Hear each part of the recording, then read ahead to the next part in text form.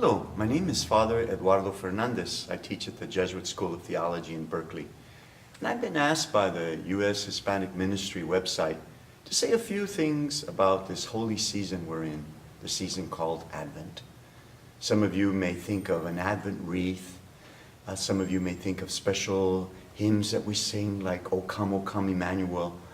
And a question that's been asked is, do the way that U.S. Hispanics or Latinos, Latinas, is the way we celebrate Advent different? And is the way we celebrate Christmas different? So right away, I thought about the three S's. Let me tell you what the three S's are. Sources, settings, and sentiments. Sources, settings, and sentiments, or sentimientos. And as Latinos, we like to express mucho sentimiento, much feeling. So I thought I'd start out with a source. And this is a source that's already on this website, on USHispanicMinistry.com website.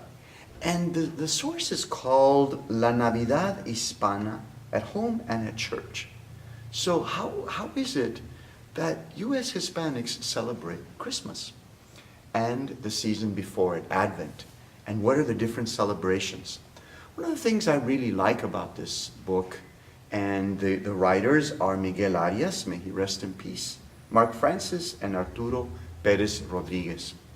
And they really wanted to produce something that would be helpful to show the way that we celebrate in the United States. Because often we'll have materials from other countries, and things happen a little differently.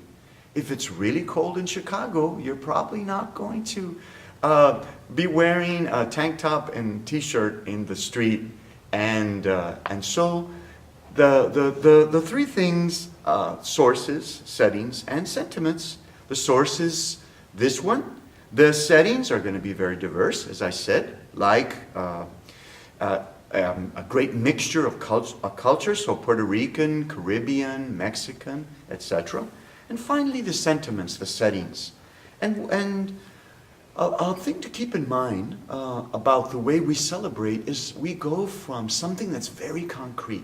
So one of the customs, posadas, you have people going from door to door asking for housing. That's very concrete. Someone dressed like Mary and Joseph, maybe an angel. But then people, you go from that concrete to the abstract. There is that sense of, wow, they really did this. It's a cold night. We were turned away. Will we be welcome? Another very important celebration in the U.S. is the Feast of Guadalupe. This is the most celebrated Marian feast. She means so much to so many people. Above all, she's the mother of the oppressed.